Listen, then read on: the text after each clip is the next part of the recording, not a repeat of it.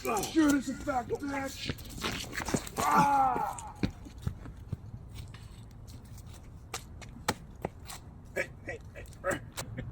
Cool. Hello, everybody. Welcome to Dave and Jay's Powerbomb. It's November 7th.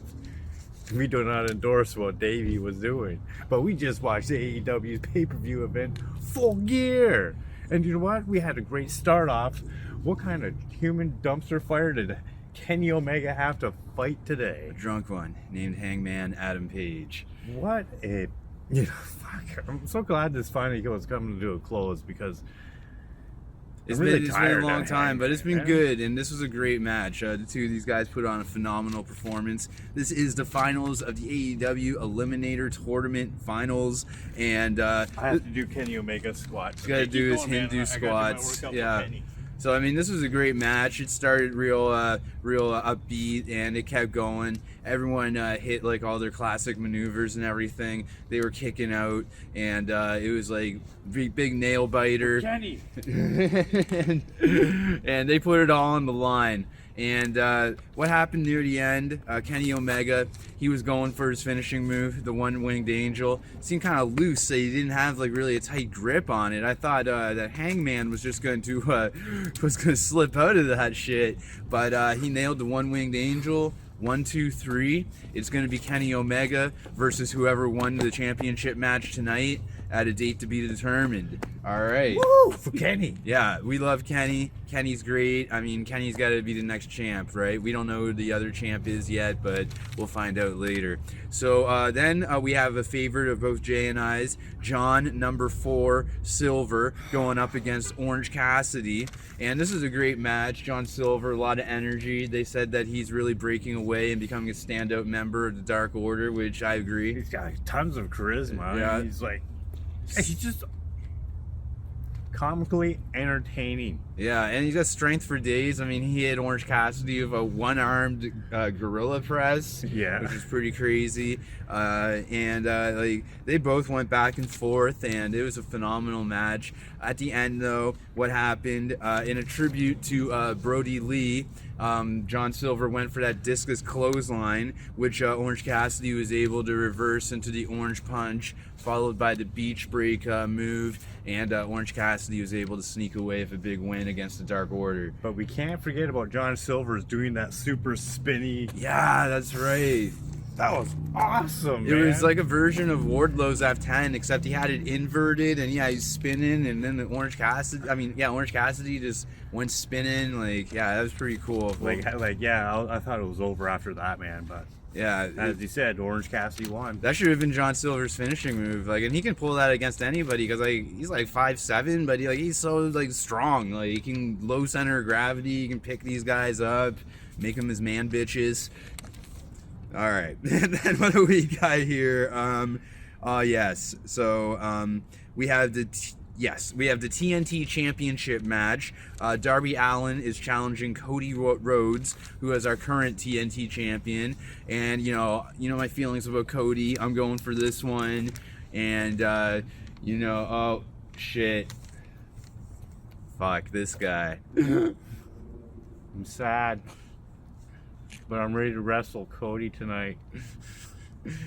If I don't become the AEW TNT champ tonight, I'm going to go all emo and cut my wrists. Oh, Jay Allen, don't be saying that, man. I hope it works out for you. I'll just let the people know what happened now so you don't have to go all wrist cutty crybaby on us. Okay, so what do we have here? Oh, yeah. So this is a crazy match. These guys are both putting it on the line. But then Cody starts getting a little too cocky and starts doing those push-ups. And then Arn Anderson starts getting all ornery towards Cody. I'll never become the face of TNT. And yeah, so then Cody's like, okay, I'll stop doing push-ups. And then they're going back and forth. And then Cody and Darby are on the top rope.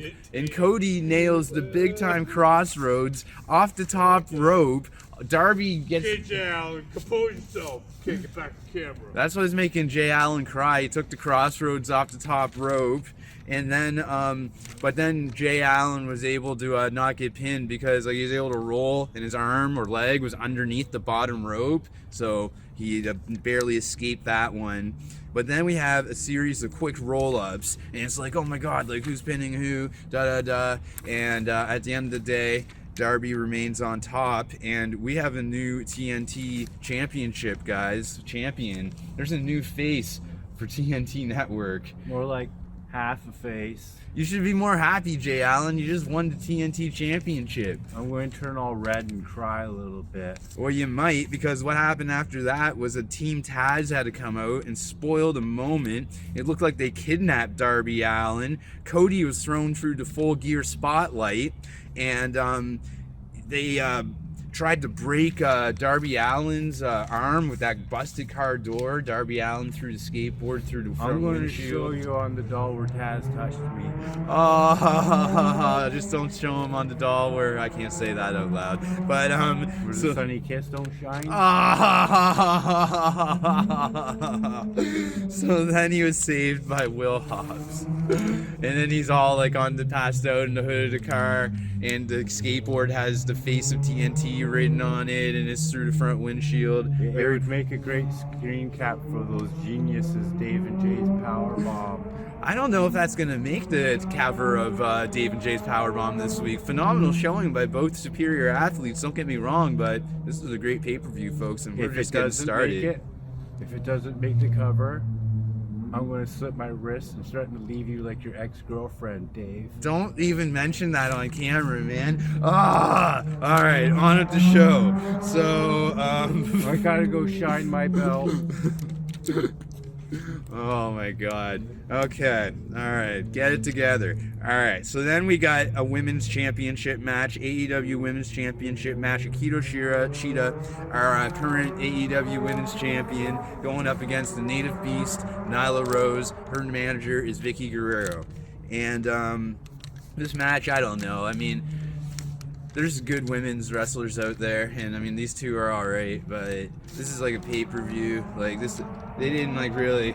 I don't know. They didn't have any like good storyline leading up to the pay-per-view, and it was just like going according to the ranking. Come on, AEW, give those women some friggin' great storyline. You give them something to sink their teeth into. Like the only one that's got something interesting going on is Anna Jay. That's right. That's right. And she has a match on Wednesday. Or no, she is accompanying Ty Conti, and Ty Conti's fighting Red Velvet with Brandy Rhodes in her corner. Since we deviated, just tell them who won. Okay, so yeah, Shida hit this like knee strike, running knee strike like 10 times in a row, and was finally able to put away the native beast. She did this off the top rope Falcon Arrow thing. Oh, that yeah. was pretty cool. Yeah, that was cool. Yeah, she showed strength. She was suplexing Nyla Rose and everything. Like, strong girl. She's Maybe a strong we were girl. a little too harsh there. Maybe we take 25% of that back. I don't know, man. They need to strengthen up that women's. Man.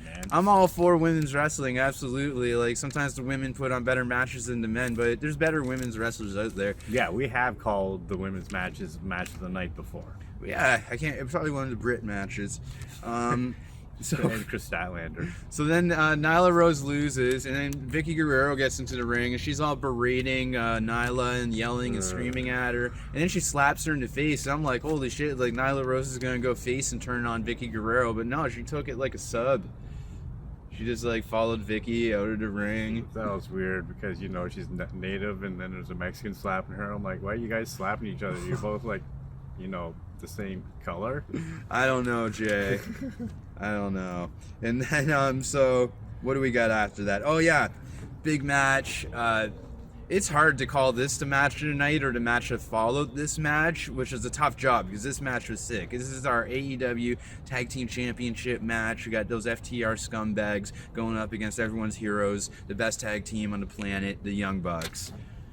And this was crazy. They were going back and forth. Like they went like well over 30 minutes, and you know, like we give those FTR boys like a lot of shit, but I mean those guys can tell a story in that ring, right? Like yeah, we felt like yeah, I appreciate them so much, but fucking hate you, you fucking bastards. You need to freaking die. God, you're so good at what you do. And God, you know, like, you're supposed to hate MJF, but no, you take it to a whole new level of, like, fuck you guys.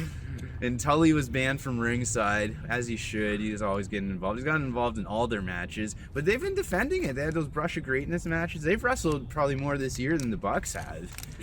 Well, that's the truth. Like in 2020, like yeah. So I don't know. Take that for what it's worth. So then one of the Jackson brothers, their ankle's still busted up, but at the end here, like. Every move was a highlight. We'll have pictures up there, and but like he hits a busted ankle super kick on one of the FTR boys, and we have new AEW Tag Team Champions, which is great. Do a little. There we go. I had to check the camera for a second, make sure it's on point. So then their best friend Kenny Omega comes out to celebrate with them. He's our new #1 contender, and I swear to God, you can see Hangman Page back into the corner. Maybe we'll get a screen cap of that. Tapping, finding a cool place to tie off on or something. Or something. You can feel a little perky calling. Oh man, his perky dealer man has a pretty sweet gig, I'll tell you that. And then,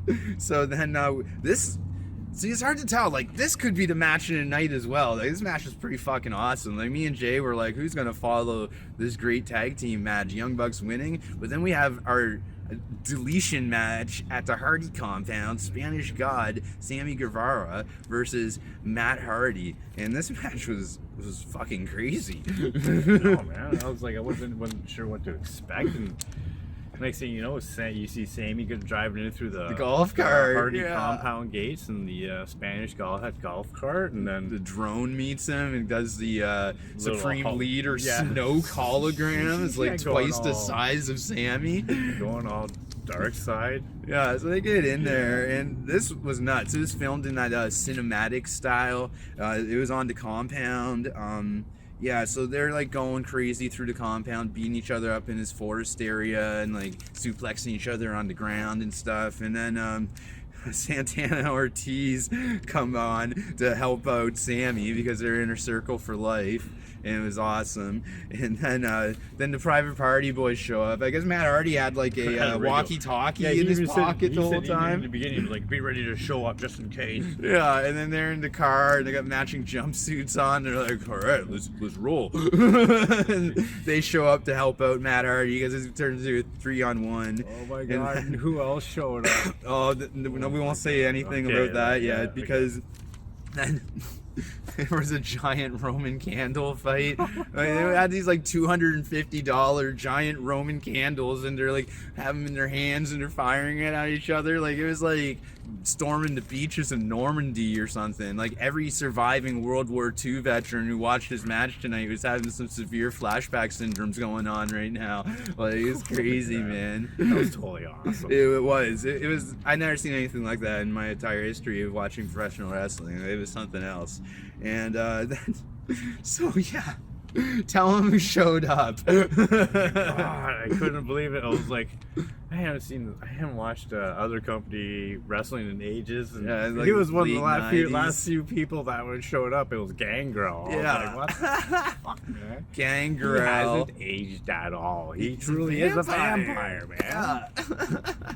And Hurricane Helms, also from other company, he showed up and he bailed out Matt Hardy. Him and Gangrel were tussling for a bit, and then I think Hurricane Helms got thrown into the lake of reincarnation, and then he comes out completely dry, dressed as reporter Gregory Helms. And he's trying to ask Sammy some questions, and Sammy's like, fuck you, man. Like, beats I just him got up. that the Superman gang in Clark Kent. Yeah. I was like, I didn't really know who that guy was. Yeah, he's a mild-mannered reporter, Gregory Helms. And then, then Sammy gets busted open. Oh, they go into the Dome of Deletion. The Dome of Deletion. And they're locked in there. And then there's like these tables set up and giant-ass ladder. And Sammy does some I think he does a swanton. And he ends up busting his head pretty bad. He's bleeding from the back of his skull. And then, they're so he's got Sammy on the ground, and he's got the chair, and Sammy's head's already busted open, and he gives him the one-man concerto a la Edge and Christian. What we forgot to mention during the tag match is they were also doing all the classic tag team finishes from, like, tag team history, like the Dudley Boys 3D, I don't know, a lot of crazy shit. But so then, yeah, Matt Hardy, like, killed Sammy. He won this deletion match, and then the Private Party boys come and they stuff Sammy into, like, a mini dumpster can thing, and I don't know, they load him up in the back of a truck, and it looks like Matt Hardy's won this feud, guys. You know how we feel about Sammy, but I don't think Sammy is going to cross paths with Matt Hardy ever again. That feud's definitely done like dinner. Deleted. So then, oh yes. So if MJF wins tonight, he gets to join the Inner Circle. So of course he's facing Le Champion, Chris Jericho, Demo God. And there's a massive Judas sing-along during Chris Jericho's entrance. During MJF's entrance, he had the classic Jericho light jacket, and they had the lights turned down, and it's pretty cool to see. It was a great match. Jericho has the agility of a cat, still pulling off those lion salts, and he did a hurricanrana off the top rope, which was pretty impressive. And this was a great match. MJF hit his moves, that heat seeker pile driver when he's got the guy draped over the second rope. And then what they do? Oh yeah. So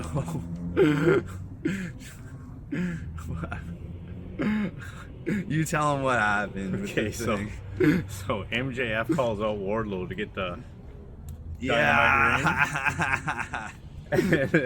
He's about to cheat, and Wardlow distracts Andre, and so Jericho calls Hager for the bat. Floyd yeah, gets it tossed over.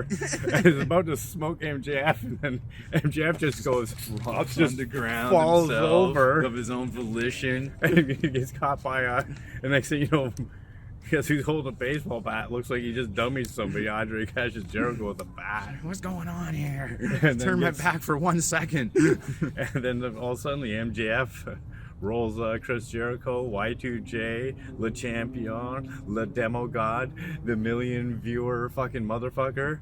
Handful of tights, 1, 2, 3. Yeah. Do we have a new member of the Inner Circle? So yeah. the smoke's cleared. We have a clear winner. This is a clean win. Well, as clean as anything could be between these two.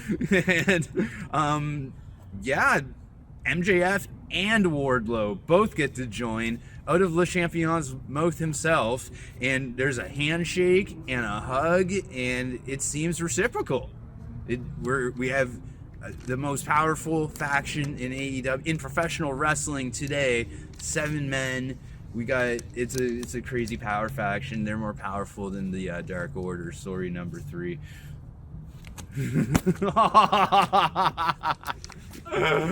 Alright, so then we got is it finally for the waste of time match? Like, oh yeah, like before we waste everyone's time with our main event announcement, AEW Revolution, where it all began for Jay and I. That was our first one. Jericho was champion going into that, but now it's been almost a full year of Moxley, and we're getting pretty sick of it. But, you know, it might not be Moxley as our champion, right? So Eddie Kingston and Moxley are having an I Quit match for the AEW Championship, and it's the main event of what was a great pay-per-view. This is a sick pay-per-view, and then this is what ends it. Like, I don't know. A bunch of 2 guys with no real talent just cutting and gashing each other with barbed wire, Moxley got thrown on tacks, which was pretty damn cool because Jay was aghast. He was like, I don't care who it is. No one deserves this. I hate Moxley, but I hate seeing people thrown on tacks. And then Eddie Kingston gets the ethanol alcohol and pours it on him. Yeah. It was like, do you quit, Moxley? Even I felt bad. I said to Jay after, I was like, I hope that's just water in there, like for realsies. Like that would be just the worst. Like if that was real alcohol.